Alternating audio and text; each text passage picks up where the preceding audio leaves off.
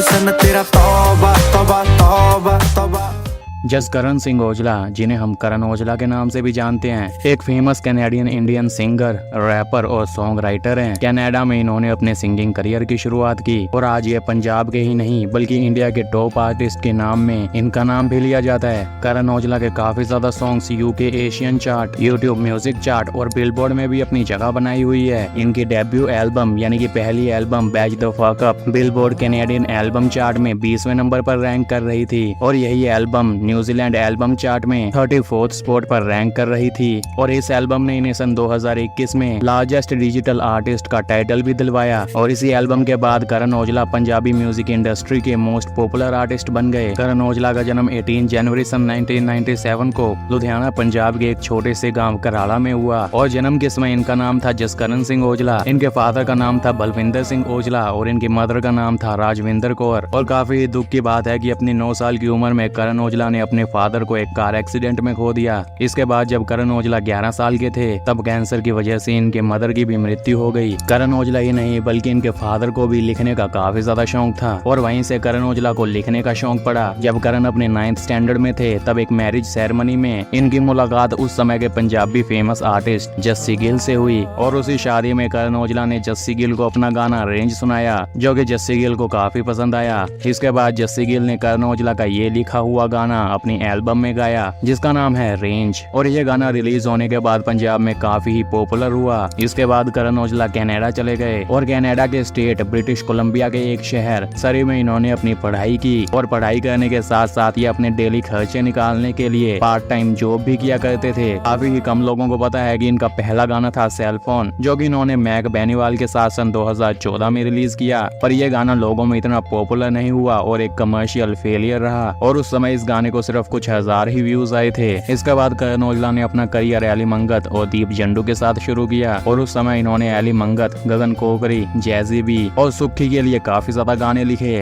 गगन कोकरी के द्वारा गया उनका सबसे फेमस गाना ब्लेसिंग ऑफ बापू करण औजला के द्वारा ही लिखा गया और रिलीज होने के बाद ये गाना काफी ही पॉपुलर हुआ। इसके बाद सन 2016 में करण औजला ने अपना प्रॉपर डेब्यू सॉन्ग निकाला जिसका नाम है प्रॉपर्टी ऑफ पंजाब, जिसमें ये हमें एज अ सिंगर नहीं बल्कि एज अ रैपर दिखाई दिए। इस गाने को थोड़ी बहुत पॉपुलैरिटी मिली जिसके बाद करण औजला ने कुछ और अपने फेमस गाने गाए जैसे कि alcohol, alcohol 2, Yaariyan चफिक, shit talk और इनका सबसे कंट्रोवर्शियल सॉन्ग लफाफे।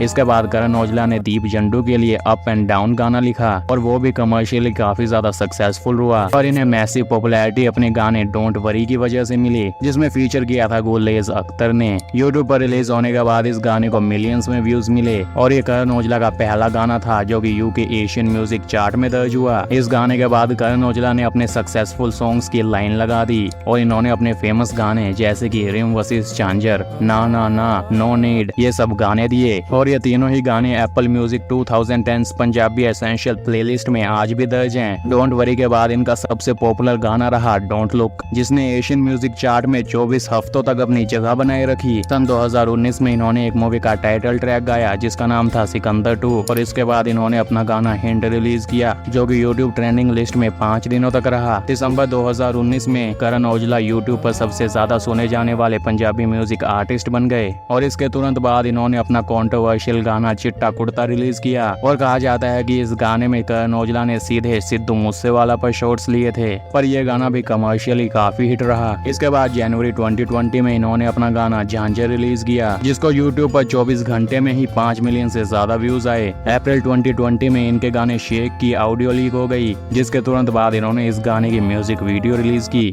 इनके गाने हाँ हैगे हाँ को यूट्यूब पर 24 घंटों में 11 मिलियन से ज्यादा व्यूज मिले और इस गाने के रिलीज होने के साथ साथ इन्होंने दिलजीत दोसांझ की एल्बम गोट के लिए टाइटल ट्रैक रखा और उस गाने का नाम भी गोट ही था। गोट गाना लिखा करण औजला ने था पर गाया दिलजीत दोसांझ ने और यह गाना पंजाब में ही नहीं बल्कि इंडिया में कमर्शियली सक्सेसफुल रहा। इसके बाद भी करण औजला ने काफी ज्यादा गाने रिलीज किए पर सन 2021 में इन्होंने अपनी डेब्यू एल्बम की अनाउंसमेंट की जिसका नाम था बैच द फक अप। जून 2021 में इस गाने की इंट्रो रिलीज करने के बाद जुलाई सन 2021 में इन्होंने इस एल्बम का पहला गाना चू गोण दी रिलीज किया और 15 सितंबर सन 2021 को इन्होंने ये पूरी एल्बम रिलीज कर दी। इस एल्बम के रिलीज होने के एक दिन बाद ही यानी कि 16 सितंबर सन 2021 को करण औजला इंडिया के बिगेस्ट डिजिटल आर्टिस्ट बन गए, जिनकी वर्ल्ड रैंकिंग थी 38। और एल्बम रिलीज होने के कुछ दिन बाद यानी कि 29 सितंबर सन 2021 को batch the fuck up album billboard top Canadian album की लिस्ट में 98th नंबर पर रैंक कर रही थी। सन 2022 में करण औजला ने इंडिया के फेमस रैपर कृष्णा के साथ you know what I mean गाना रिलीज किया और इस गाने के एंड में इन्होंने अपनी ईपी वे अहेड की अनाउंसमेंट की।